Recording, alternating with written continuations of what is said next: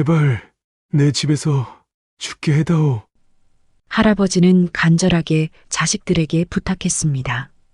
김철수 할아버지가 말기 위암이라는 것을 알게 된 것은 불과 몇 주 전이었습니다. 평소 건강했던 김할아버지였지만 하루아침에 당장 죽음을 준비해야 하는 처지가 된 것입니다. 안녕하세요. 오늘은 죽음을 집에서 맞이하고 싶은 한 할아버지 사연을 준비했습니다. 지금 시작하겠습니다. 구독, 좋아요는 큰 힘이 됩니다. 김철수 할아버지는 몇 년 전 아내를 잃고 혼자 생활하고 있었습니다.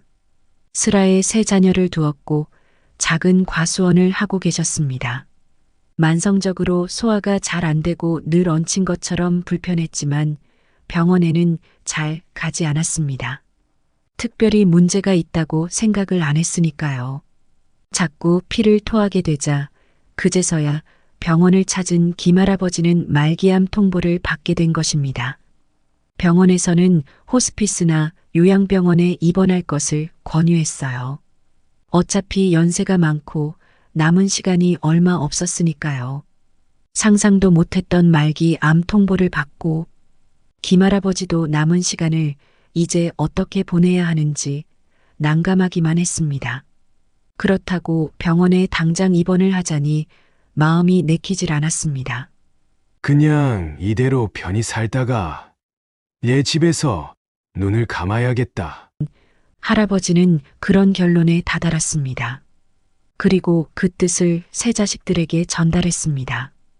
자식들은 이미 아버지가 말기암이고 암 치료를 받는 고통을 감수하는 것보다는 아버지가 편안히 여생을 보내는 것에 동의했습니다. 하지만 아버지를 돌보는 것에 대한 의견은 모두 달랐습니다. 그래도 장남이 아버지를 모시면서 아버지가 힘들지 않게 곁에서 살펴야 하지 않겠어?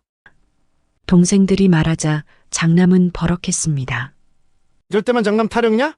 그러는 너희들은 평소에도 매번 이 핑계 저 핑계 대면서 얼굴도 안 비치더니 이제는 아예 대놓고 빠지시겠다? 아니, 빠지긴 누가 빠진다고 그래?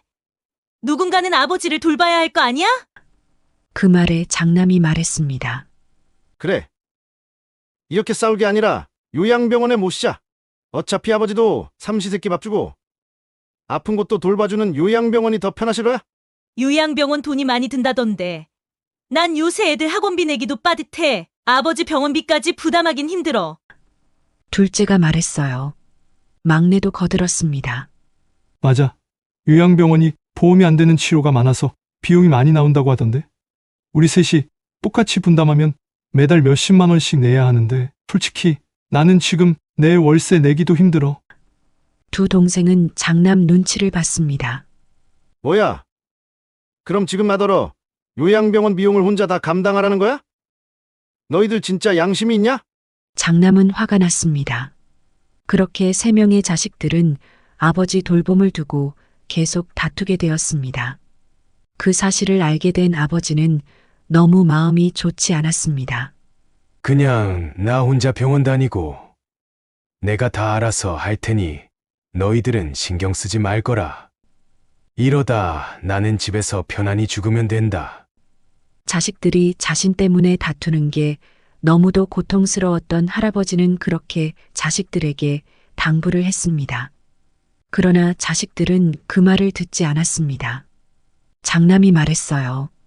아버지, 말기암 환자가 어떻게 집에서 혼자 생활을 하시겠다는 거예요? 밥도 잘 드셔야 하고 병원도 혼자 가시기 힘드실 텐데 혼자 생활하는 건 불가능해요. 저희가 방법을 찾아볼 테니 따라주세요. 그러더니 며칠 후 자식들은 결국 아버지에게 이렇게 말했습니다. 아버지 요양병원에 입원하시는 게 어떠세요?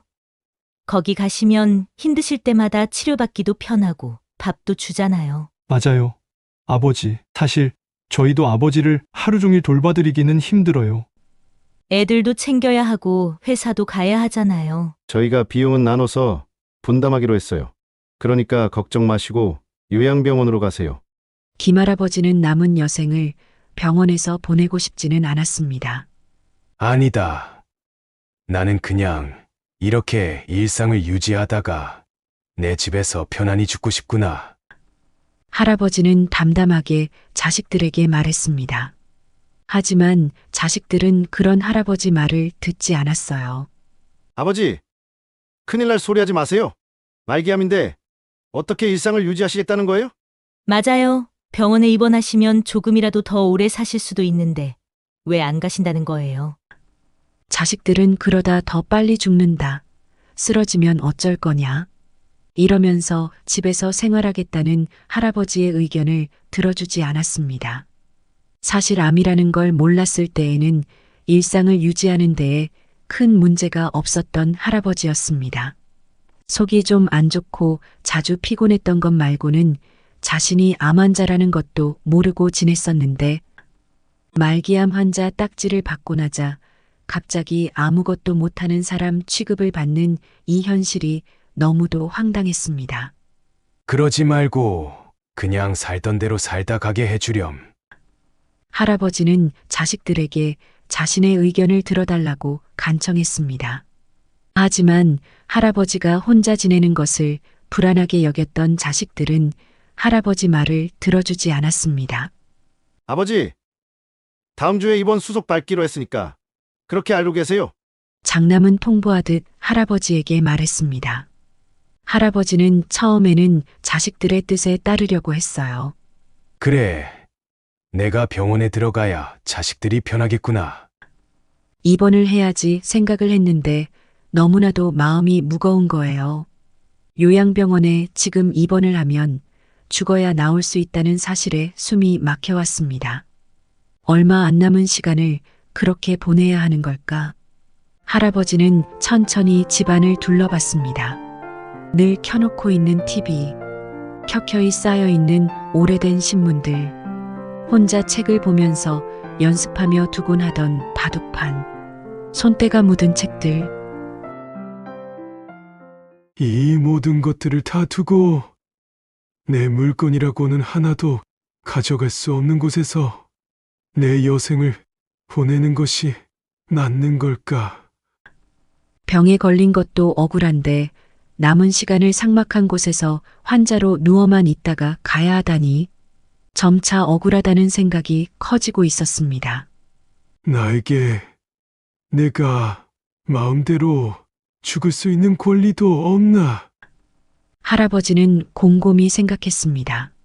어차피 남은 시간이라고는 짧으면 몇 개월, 길어야 1년도 채 되지 않는 시간. 그 시간을 병원에서 병과 싸우면서 다 써버릴 것인가? 일찍 죽더라도 일상을 유지하다가 죽을 것인가? 그러다가 자식들 얼굴이 떠올랐습니다. 그래도 장남이라고 늘 무슨 일 생기면 먼저 달려와 주는 든든한 큰아들. 분명 아버지가 말기암이라고 가장 큰 책임감을 느끼고 있겠지. 큰 손주들이 곧 대학에 갈 텐데 얼마나 신경 쓸 게 많을까. 시집 가서 손주 손녀를 셋이나 낳은 둘째 딸. 애를 셋이나 건사하느라 가뜩이나 바쁘고 힘들 텐데 내가 걱정거리를 얹었구나. 애들 때문에 아버지를 못 챙긴다고 스스로 자책하면 어떻게 하지? 아직 결혼도 안 하고 있는 막내 아들. 결혼도 하려면 돈이 많이 필요할 텐데 괜히 나 때문에 마음이 무거우면 어쩌지? 열심히 돈을 모아야 결혼도 할 텐데 나 때문에 부담이 되겠구나. 별로 해준 것도 없이 스스로 다 자립하고 자리 잡은 자녀들이 대견하면서도 이제 자신 때문에 또 자녀들이 고통받을 생각을 하자 마음이 괴로웠습니다. 그럼 이제 어쩌나? 할아버지는 곰곰이 생각하고 또 했습니다. 마치 막다른 골목에 다다른 듯 할아버지는 뾰족한 수가 떠오르지 않았어요. 그 순간이었습니다. 그냥 지금 죽을까? 막연히 떠오른 생각에 의외로 할아버지는 수긍이 되었습니다. 내 마음대로 죽지 못할 거라면 그냥 지금 죽자. 할아버지는 많은 주변 사람들이 병원에서 어떤 끝을 맞이했는지 봐왔기에 자신 역시도 그렇게 되고 싶지는 않았습니다. 어차피 죽을 거라면 내 마음대로 죽어야지. 그 생각이 마음에 들었던 할아버지는 마음을 굳혔습니다. 그리고 할아버지는 유언장을 작성했습니다. 내가 이런 병에 걸려 너희들 마음을 아프게 해서 미안하다. 너희들 뜻은 잘 알겠다. 따라주지 못해 미안하다. 내 죽음은 내가 결정하고 싶구나. 병원 말고 다른 방법이 없다면 내가 지금 먼저 가겠다. 부디 죄책감 갖지 말고 편히 살거라. 이런 내용이었습니다. 자식들에게 부담을 주고 싶지도 않고 그렇다고 병원에 입원해서 죽는 날만 기다리기도 싫었으니 남은 선택은 그것뿐이라는 생각이 들었습니다. 할아버지는 산에 올랐습니다. 천천히 올랐지요. 마지막 등산일 테니까요. 나무, 돌, 바위, 하늘, 눈에 들어오는 그 모든 것들을 소중히 눈에 담으면서 할아버지는 천천히 산에 오르기 시작했습니다.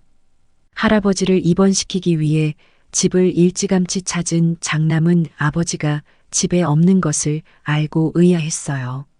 이 아침부터 그 몸으로 어디 가신 거야? 그리고 부엌 식탁 위에 놓여 있는 하얀 종이를 발견했습니다. 아버지의 유언장이었습니다. 장남은 깜짝 놀라 다른 형제자매들에게 연락을 했고 경찰에 신고를 했습니다. 모두가 힘을 합쳐 평소 아버지가 자주 가시던 동네를 샅샅이 뒤지기 시작했어요. 할아버지는 그 시각 산 중턱 바위에 앉아 경치를 감상하고 있었습니다. 마지막 산책이라고 생각하니 모든 것이 새롭게만 보였지요. 이대로 가려니 너무도 아쉽구나. 할아버지는 잠시 상념에 잠겼습니다. 자신의 선택이 옳은 것인가를 계속 생각했지요. 먼저 간 아내의 얼굴, 자식들, 손주 손녀의 얼굴이 모두 하나씩 떠올랐습니다. 동네 친구들, 먼 친척들까지도. 나 때문에 다들 더 상처를 받으면 어쩌지? 할아버지는 산에 오르긴 했지만 여전히 마음이 무거웠습니다. 할아버지가 이런저런 생각에 잠겨 있는 사이 경찰은 근처까지 따라와 있었습니다. 여유롭게 시간을 보내던 할아버지와는 달리 자식과 경찰들은 빠른 속도로 움직였지요. 다행히 장남은 아버지가 평소 자주 가시던 산을 기억하고 있었습니다. 그걸 전해 들은 경찰은 곧 산 중턱에서 잠시 앉아 쉬고 있던 아버지를 찾을 수가 있었습니다. 경찰로부터 아버지를 인계받아 집으로 모시고 온 자식들은 아버지를 붙들고 놀란 울음을 터뜨렸습니다. 아버지, 정말 놀랐잖아요. 대체 왜 그러셨어요? 네, 할아버지는 3명의 자식들을 앉혀놓고 말했습니다. 제발 내 집에서 죽게 해다오. 할아버지의 눈에서도 눈물이 줄줄 흐르고 있었어요. 얼마 남지 않은 인생 내 마음대로 하게 해주렴. 제발 부탁이다. 자식들은 자신들이 아버지의 마음을 진정으로 이해해드리지 못했다는 걸 그제야 깨달았습니다. 자신들이 편한 대로만 생각했다는 걸 알게 된 거예요. 세 자녀는 머리를 맞대고 의논을 하기 시작했습니다. 그렇다고 아버지를 혼자 지내시게 할 수는 없잖아. 맞아. 언제 쓰러지실지 어떻게 아냐고. 조금이라도 아버지 더 오래 사실 수 있게 해드릴 방법은 없을까? 얼마 동안 고민하던 자식들은 한 가지 결론에 도달했습니다. 요양병원에 모시려고 했던 돈으로 사람을 쓰자. 다행히 모두들 그 생각에 동의를 했습니다. 아버지를 돌봐드리게 된 요양보호사는 아주 친절하고 다정다감한 사람이었어요. 처음에는 불편하게만 생각했던 할아버지도 곧 보호사의 도움을 받는 생활에 적응을 하게 되었습니다. 그렇게 해서 할아버지는 본인의 바램대로 집에서 예전처럼 생활을 하시게 되었습니다. 할아버지는 행복하고 즐겁게 생활하셨습니다. 과수원 일도 포기하지 않고 계속했습니다. 주변 사람들의 도움을 받아 힘들어도 조금씩 일을 했지요. 그렇게 지내면서도 몸은 조금씩 나날이 쇠약해져 갔습니다. 어떤 때에는 밥도 먹기 힘들었고 고통 때문에 밤잠을 이루지 못할 때도 많았지요. 살 날이 점차 줄어든다는 것을 생생히 느끼면서 하루하루를 보냈습니다. 그래도 할아버지는 병원에 가지 않은 선택을 후회하지 않았습니다. 몸이 아플 때면 할아버지는 자신이 산에 올랐던 일을 떠올립니다. 그래도 이렇게 더 살고 있으니 참 좋구나. 할아버지는 집에서 보호사와 가족들이 지켜보는 가운데 숨을 거두셨습니다. 병원에서 말했던 시간보다 훨씬 더 긴 시간을 살다 가셨지요. 마음이 편하고 삶에 의욕이 있어서였을까요? 할아버지는 그렇게 남은 시간을 더 길게 알차고 꽉 차게 보내다가 가셨습니다. 자식들은 많이 슬퍼했지만 그래도 할아버지가 원하던 삶을 살다 가셔서 다행이라고 생각합니다. 그리고 그렇게 해드릴 수 있었던 것에 대해 감사하게 생각하고 있지요. 여러분들은 어떠신가요? 자신의 마지막을 상상해 본 적이 있으신가요? 어떤 죽음을 맞이할지, 그 끝이 내가 원하던 것일지 생각해 보는 것도 필요할 것 같습니다. 많은 한국의 노인들의 말년이 원치 않는 비극적인 결말이 되는 경우가 많습니다. 하지만 미리 대비하고 준비를 한다면 어쩌면 비극을 피할 수 있을지도 모르겠습니다. 죽음에 대해 미리 서로 터놓고 의논을 해보는 것은 어떨까요? 꺼내기 불편하고 껄끄러운 주제이긴 하지만 편안한 끝을 맞이하기 위해서 노력할 가치가 있는 일임은 분명할 것입니다. 우리 모두는 다 죽음을 맞이합니다. 그 죽음이 부디 고통스럽지 않고 편안한 안식과도 같기를 간절히 기원합니다. 오늘 이야기 어떠셨나요? 다음 시간에 또 새로운 이야기로 돌아오겠습니다. 구독, 좋아요는 큰 힘이 됩니다.